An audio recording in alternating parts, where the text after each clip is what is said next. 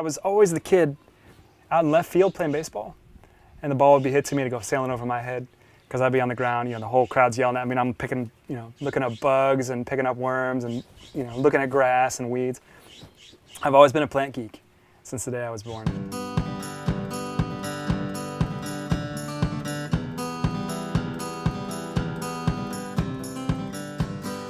Right now we're on the Jonata property, and I've been making wine for these guys since 2004. This is a very young region, and we're really writing our own history now. And the owners had the foresight to say, hey, let's see what works.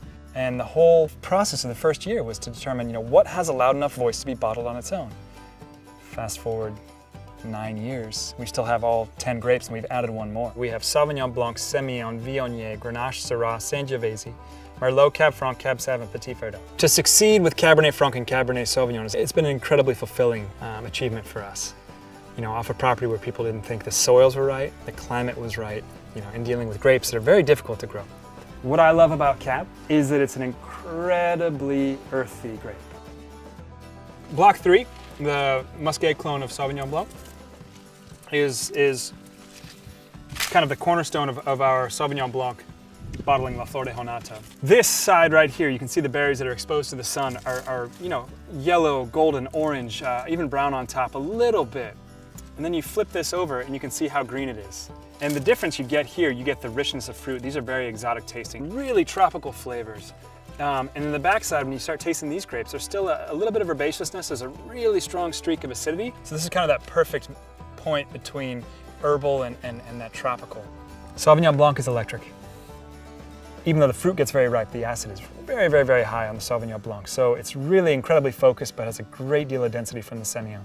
For some reason, when you put a dollop of Sémillon into Sauvignon Blanc, it takes them both so much higher. The Syrah in this block tends to have pretty loose clusters.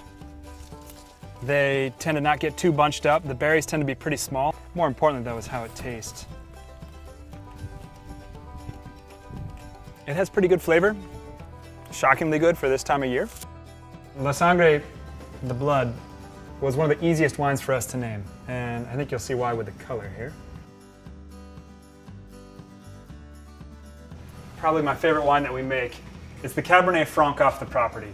It's called El Alma. It combines kind of the power and intensity of Cabernet Sauvignon, but it definitely has a more perfumed side. It's really exotic and herbal, and to me, incredibly charming.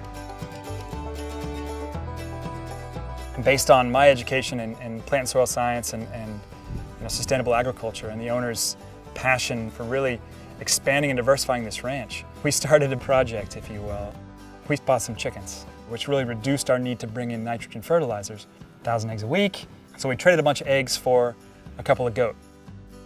And my wife and I make goat cheese and sheep milk cheese off this herd. We do prosciuttos and we grow hops. We make beer on the property. We do olive oil. We cure olives. And the thought in that was that we were going to diversify the property.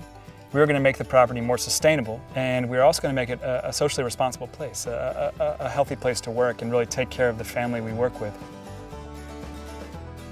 We all put our heart and soul into this property, and the amount of pride that our team feels in farming this property is incredible.